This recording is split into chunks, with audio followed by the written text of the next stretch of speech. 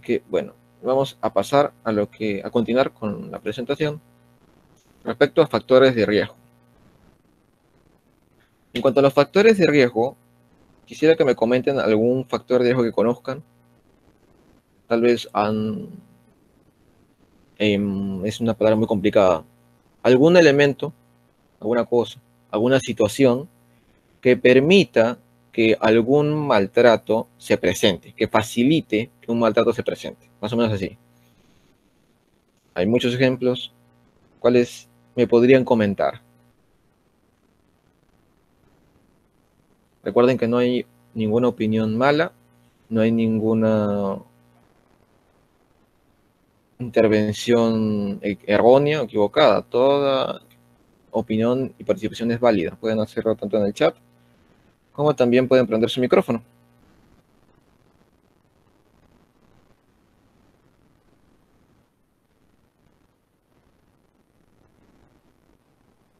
Bueno, entre los factores de riesgo que presenta un niño Sí. es una cantidad inmensa, comenzando por el mismo colegio, eh, por la forma como se ha roto la infancia de los niños, su, su participación en las redes, en Internet, sin supervisión paterna o materna, eh, el mismo medio ambiente de suma y extrema violencia, eh, que perjudica totalmente la formación del niño.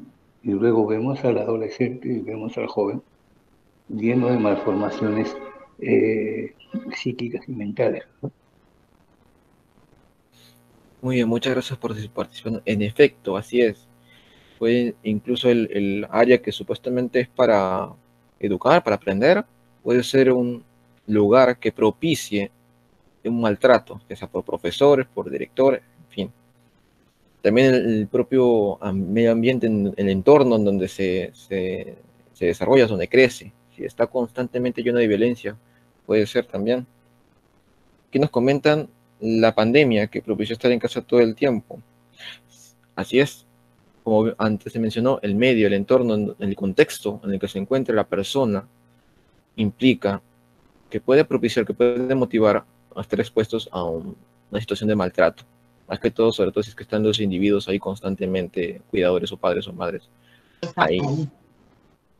Entonces, comencemos con factores de riesgo. Primero, el OMS nos brinda una división, empezando por el menor. Según las investigaciones, los más propensos a recibir un maltrato, algún tipo de maltrato, son menores de 4 años y en la adolescencia. Esto no quiere decir que solamente los menores de 4 años y solamente los adolescentes van a recibir maltrato. No quiere decir eso.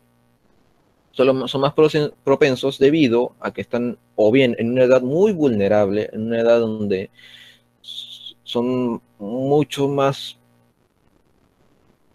como dije antes, vulnerables porque no tienen aún defensas, aún no tienen forma de defenderse ante un medio que puede resultar invalidante, un medio que puede resultar muy agresivo, o estar lleno de violencia, llenos de actos agresivos, en fin.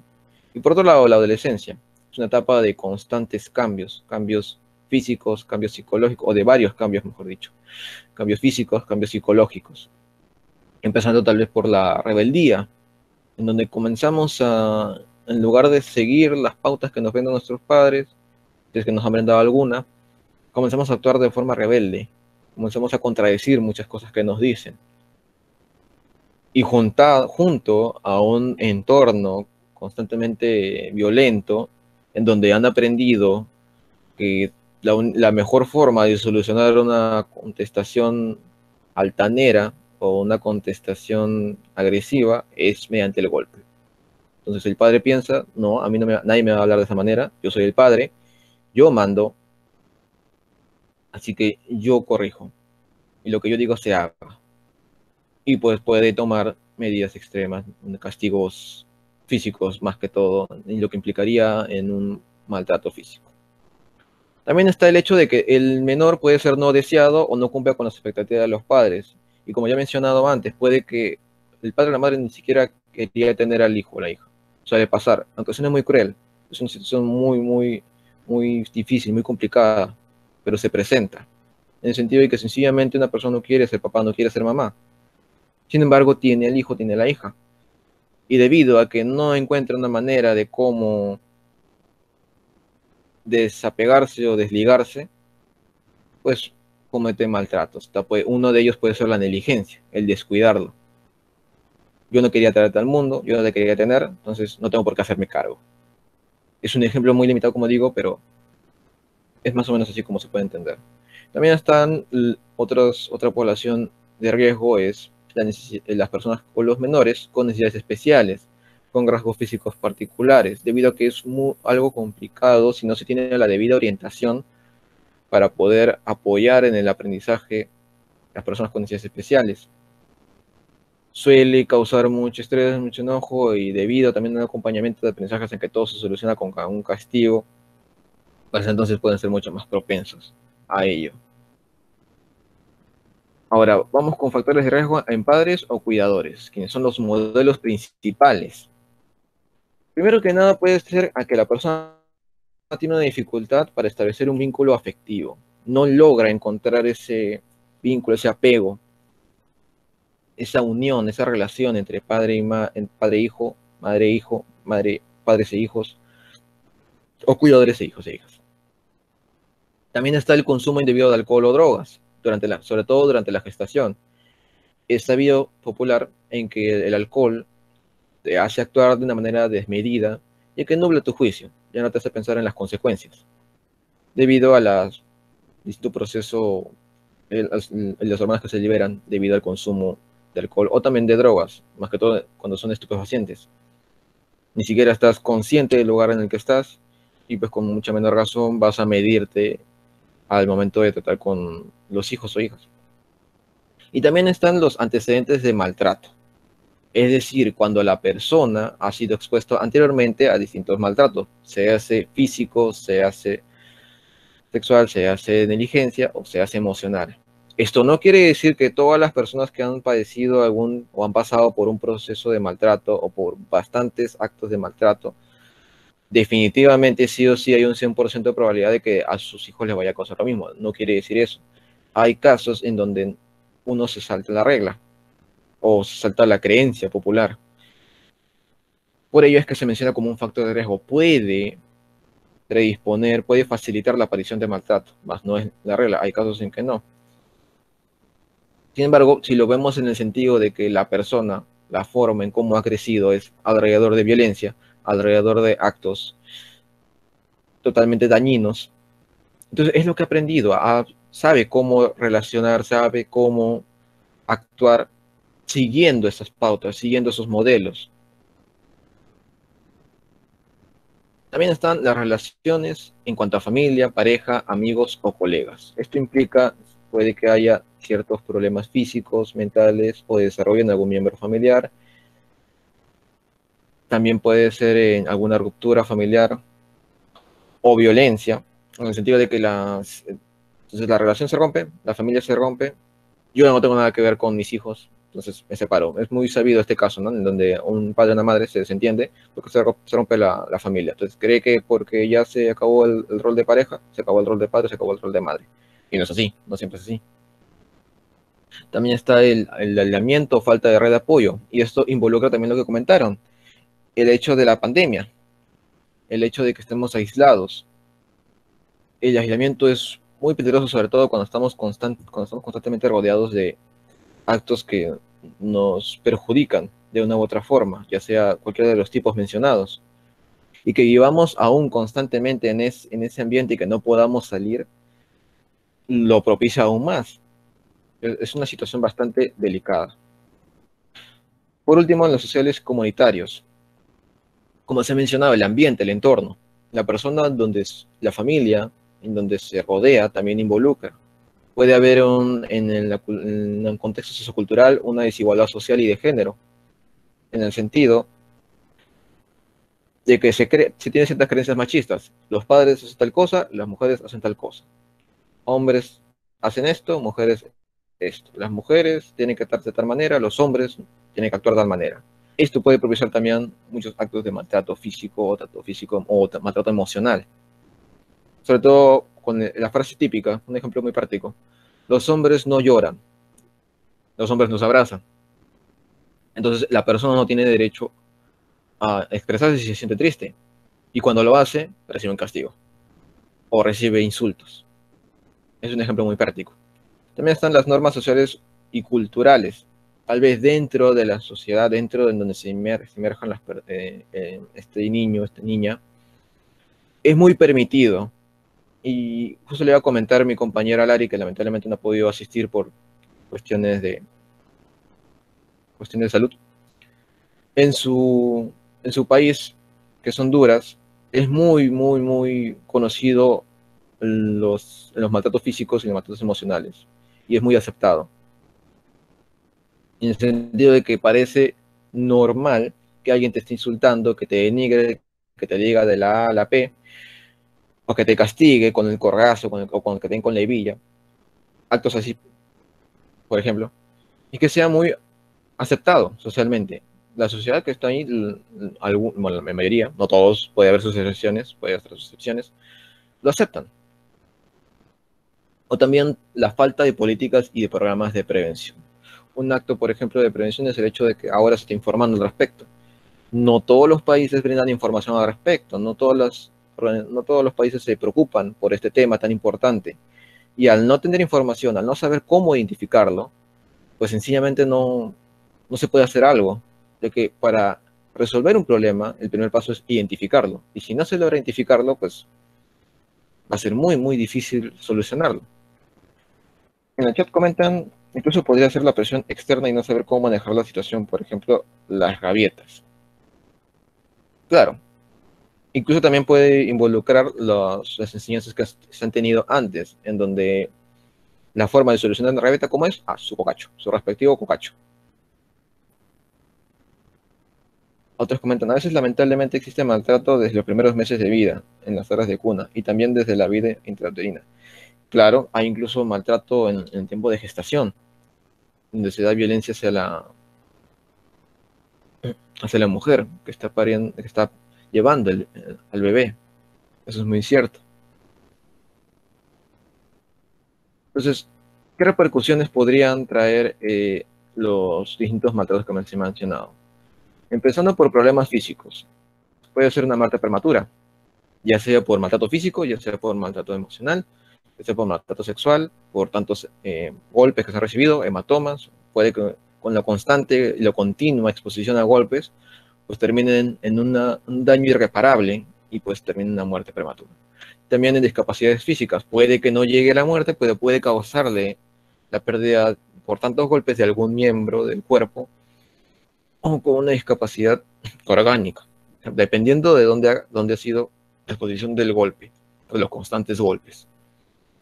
También el abuso de sustancias para buscar una salida rápida, y eso también se repercute en otros problemas. Está el abuso de sustancias, la ingesta de alcohol, el consumir bastante alcohol, o consumir sustancias psicoactivas, drogas, cualquier tipo de droga en sí. Y de manera general problemas de salud. También problemas de comportamiento. Hablamos aquí de conductas violentas o delictivas. Como mencioné antes, si la persona está acostumbrada a aprender de manera una forma agresiva, entonces va a manifestar lo que ha aprendido, porque es lo que conoce.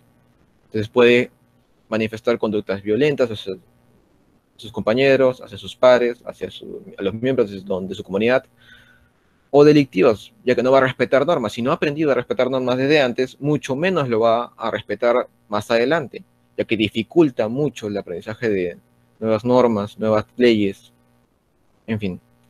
También está el aislamiento, el hecho de que una persona prefiere aislarse porque no confía en el mundo exterior, ya que su mundo interior, que es la familia, el primer mundo que conoce, es la familia, que son los cuidadores, no lo han cuidado adecuadamente y lo tratan de lo peor. Va a ser muy difícil que la persona vaya a querer salir, va a querer conocer, no va a confiar en el mundo exterior. También están los intentos de suicidio o autolesiones, en el sentido de que tanto se le daña a la persona que considera pensar de que el problema es él o ella. Tal vez yo soy el problema. Entonces voy a eliminar el problema. Y no, a veces lleva un proceso muy difícil el llegar a esa solución como último recurso, que es intentar acabar con su vida o el dañarse a sí mismo. Entonces yo soy el problema, yo me castigo, yo me autoflagelo, yo me auto hago daño. También está el hecho de embarazo precoz, en el caso también de maltrato sexual, o en el caso de maltrato físico-emocional, en el sentido de que hacemos valer a la persona, no hacemos valer a la persona como debería ser, y probablemente busca ese apego, porque bien por un lado puede desconfiar del mundo, o bien busca ese apego, ese cariño que no ha recibido, lo buscan otras personas y puede que otras personas se aprovechen de ello y terminen en un embarazo precoz.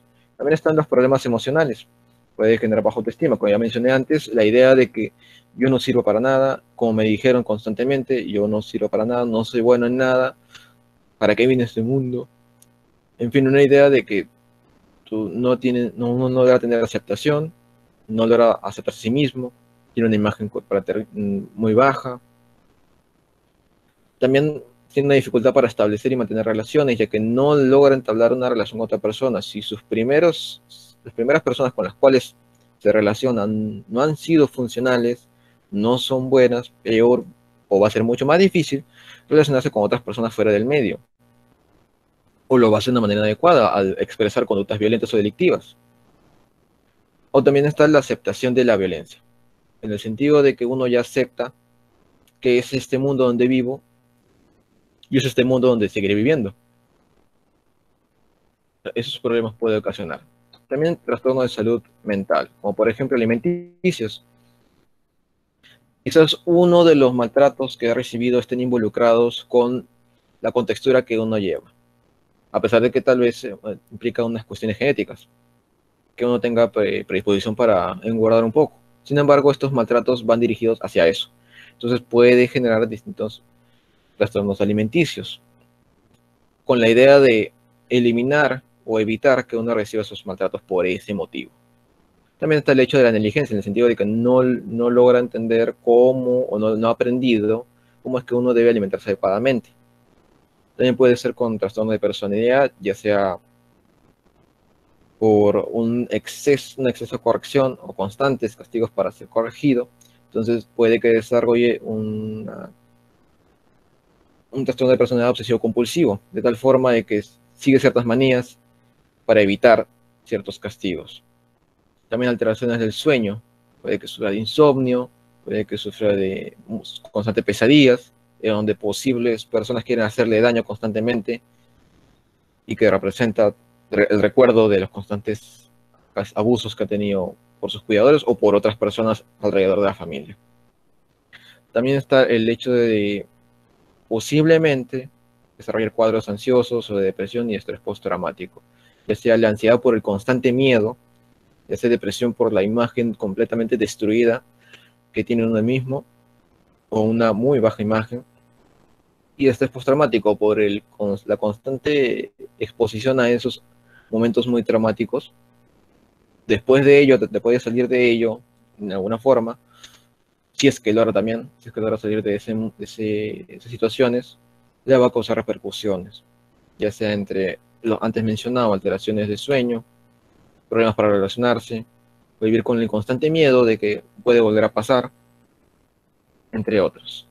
Entonces, para terminar, se van a mencionar algunas redes de apoyo, si es que en algún momento alguno o alguna es testigo de alguno de estos maltratos, o tal vez lo está viviendo en su familia, puede recurrir en el sentido específico de Perú, en el sector Perú, puede recurrir a la línea 1810, o también recurrir a la de MUNA, en el cual tiene personal capacitado para orientarte.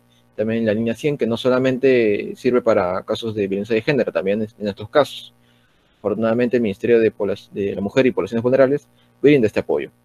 También la Dirección de Protección Especial o también en las comisarías. Siempre es importante denunciarlo. Es un proceso muy difícil para algunas víctimas, no es tan sencillo, sin embargo es importante y por eso lo recalcamos. Por otro lado, en Honduras, ya que mi compañera es de Honduras, que lamentablemente no podía estar aquí, hay muy pocas redes, es verdad, sin embargo, también es importante mencionar que está el DINAF, o llamar a su número telefónico, también a la sede de UNICEF, también en el Perú también hay una sede de UNICEF que también puede ayudar, o la línea de 911, que según comentó mi compañera es una línea general para cualquier problema. Bien, dudas y consultas pueden realizar. No sé si tengan alguna duda. Creo que nos comentan en el chat. A ver, mencionan,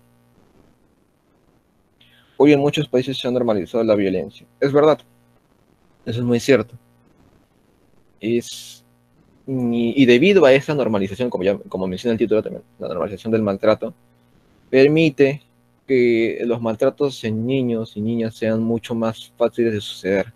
Permiten que aparezcan con mucha más facilidad.